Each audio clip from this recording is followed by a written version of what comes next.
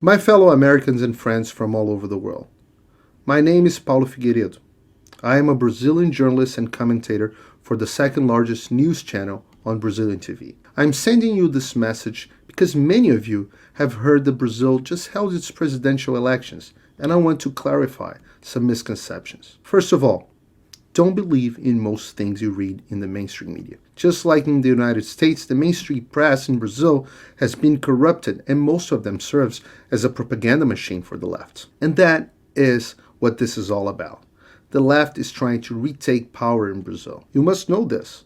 Lula and his party, the Workers' Party, were in power in Brazil for almost 13 years, from 2003 to 2015, when his successor was removed from office by impeachment for defrauding public accounts. In the meantime, the Workers' Party was being investigated in the largest corruption scandal in the history of the modern world, known as the Operation Car Wash. Several congressmen, ministers, and leaders of the Workers' Party, Lula's party, were arrested and convicted of corruption. The money was being used to finance campaigns, bribe politicians, and to advance the left agenda, and even to finance some socialist dictatorships worldwide. By the end, several people confessed their crimes, billions of dollars were returned to the government, and Brazil fell under its worst economic depression ever. Lula himself was convicted of corruption 2 times, and in several instances, by a federal judge, then by a panel of judges in the appeals court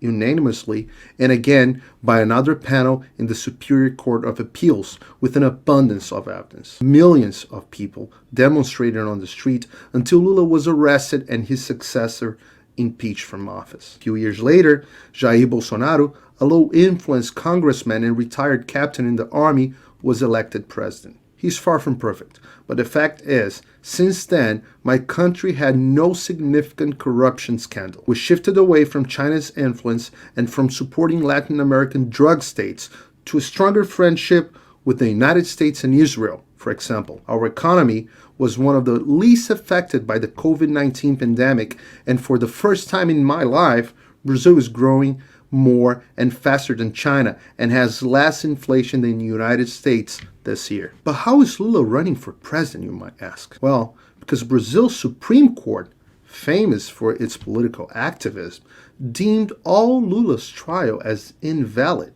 and ordered a new trial. But he was already too old under Brazilian law to go under this new trial, so he basically got away with it. One important detail: he was the one who appointed most of the justices that invalidated his trial. Yeah, no kidding. Make no mistake, Lula's election would be disastrous for the United States and most of the free world's interests. Lula just won the first round of our presidential election by a 5% margin, although the polls showed him winning by as much as 18 percentage points. But Brazil's election has 2 rounds, with a runoff election happening on October 30th. Lula has all the establishment on his side: the academia, the artists, the financial market, the electoral courts, and definitely the media. But the battle's far from over. Bolsonaro has shown support that took the country and the world by surprise. He elected a substantial majority in the Senate and in Congress, and in several states. The truth is, no one knows what's going to happen, and this is probably the most critical election in the history of Brazil. Please, forward this video to all your friends.